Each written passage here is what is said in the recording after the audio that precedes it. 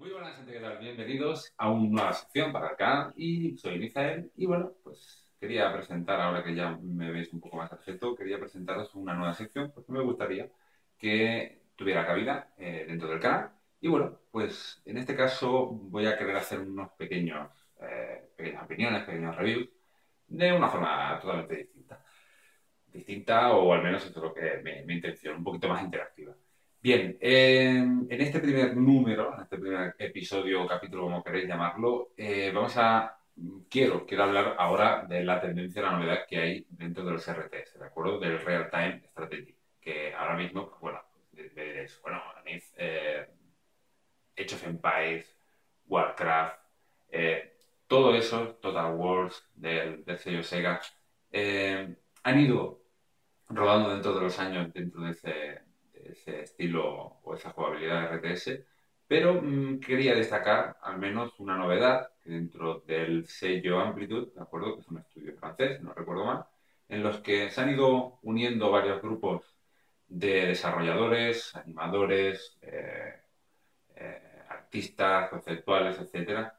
Crearon un juego hace un par de años que se llama Endless Space, si no recuerdo mal, en el que nos metía al menos en un entorno de nuestro universo donde podíamos expandirnos, podíamos incluso lidiar, parlamentar, etcétera, etcétera. ¿Qué pasa? Que ahora este año han presentado eh, Endless Legend, ¿de acuerdo? Que nos pone en una situación más, un entorno de fantasía, en la cual particularmente creo que tiene una visión bastante bonita, bastante atractiva y sobre todo un aspecto muy importante dentro de los RTS, que es el aspecto del hub. Digamos que sería la interacción, el menú con el que tenemos que lidiar en muchas ocasiones, que algunos jugadores, pues en muchas ocasiones, yo me incluyo dentro del saco, nos vemos abrumados con tanta información, tantos detalles, tanto desglose de menú y creo que es un buen ejercicio dentro de la interfaz de usuario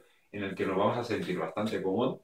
Y bueno, pues por aquí creo yo que pondré algún vídeo para que veáis que tanto el aspecto técnico, el artístico, la jugabilidad, yo creo que reúne un poco pues las mejoras, ¿no? De todo lo que ha ido a lo largo de los años mejorándose o puliéndose dentro del estilo de RTS.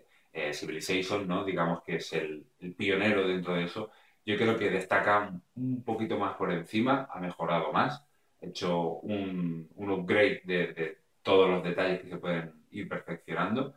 Y yo, particularmente, no soy mudado a ese estilo de juego, o al menos hace muchísimos años que no juego, o he perdido un poco el seguimiento, pero me fascina que ese género vuelva a propiciarse dentro de lo que sería en el mercado de los videojuegos y, bueno, dotándole de un aspecto multijugador donde podemos elegir varias facciones. Bastante interesante, los diseños me encantan, me fascinan. Y bueno, mejoras, ya os digo, esto es un poco improvisado, que no sé si le llamaré impro o impro review o impro opinión o como queráis llamarlo, si queréis dejar algún comentario abajo o sugerencia de qué nombre le pueden estas pequeñas cápsulas, porque quiero que sean cortitas, unos 10 minutos o 12 minutitos, en los que se entable al menos una conversación que sea más interactiva.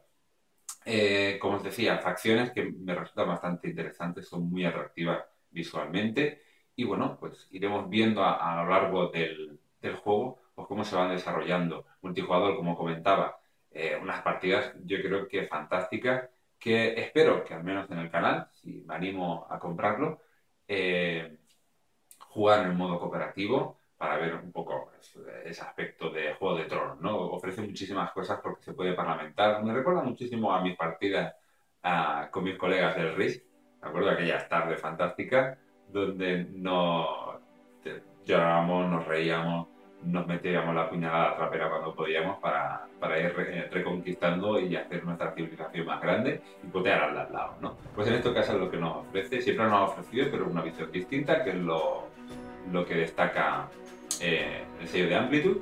Y bueno, pues ha ido mejorando. Uno de los aspectos que ha ido teniendo, al menos por lo que he leído yo, el público